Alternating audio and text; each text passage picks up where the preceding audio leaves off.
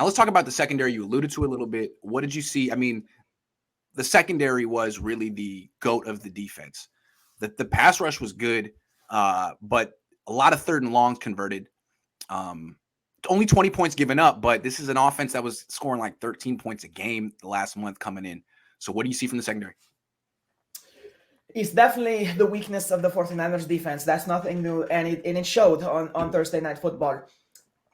Go over some of the skills that I saw. Jimmy Ward didn't do much in this game. Jaquiski Tartt is flying all over the field. It's like he's playing for a contract next year. So that's very interesting to see. Like all of a sudden, the last 2-3 games, he exists. So that was interesting to see. It's also like Talanoa Hufunga's hurt and not cutting into his playing time anymore. Kind of interesting. Right. When it comes to Ambry Thomas, like I said, first, second quarter, he did some great pass breakups with some great technique. To me, he became more conservative and he simply played the position instead of the ball. Instead of like trying to put himself in position to pick the ball off, he was just putting himself in position to interrupt the pass, to interfere with the receiver's legal ability to reel in the catch. That I saw some extreme improvements from Ambry Thomas. But again, he's still a rookie, and eventually they're going to beat him with enough targets. Going into the game, I think opponent passer ratings were over 158 when targeting him, and they're like, what are they, like 120 something or 130 something against Norman? It's really high. But the point is, against Thomas, it's extremely high. I feel like he played a whole lot better. I think this was one of his better games. Norman, they didn't target him quite the same way. Thomas was still the guy, I feel. But both of them did not do enough to win this game. And I don't think like the safeties did much either. So the whole secondary, to me, gets a D. Well, here's the thing. Like, I feel like it's hard to really judge any of the cornerbacks from this game. Like, what do we learn? That Ambry Thomas and Josh Norman aren't as good as A.J. Brown? We knew that already.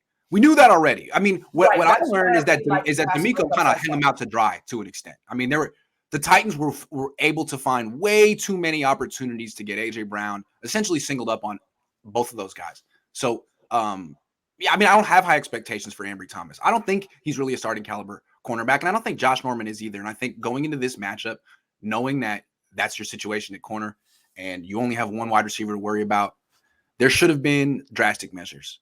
There should have been something different that you've been saving for just such an occasion. Have been paired in double coverage on him. He should have been taking zone coverage right over the top for Brown or something like that, because he does actually. Jimmy Ward is he understands man-to-man coverage. So I just don't understand why safety help wasn't given to Thomas. It shouldn't have been Thomas one-on-one with Brown.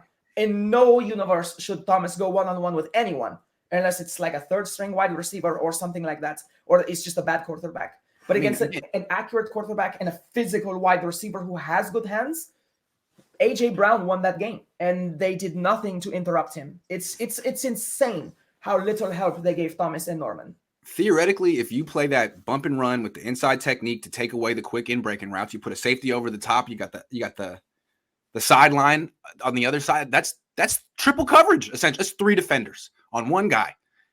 Probably you're going to go somewhere else. I'm just saying, make someone else beat you. Yeah, the Niners secondary does not get a lot of takeaways, and it's like 6 or something like that. And remember, 2 of those came in a single game from Jimmy Ward. So I don't think the safeties are always put in position for success. If you allow Jimmy Ward to basically ball hawk a little bit more by bringing him as the third defender and let him break on routes, I really think he would be a whole lot more effective.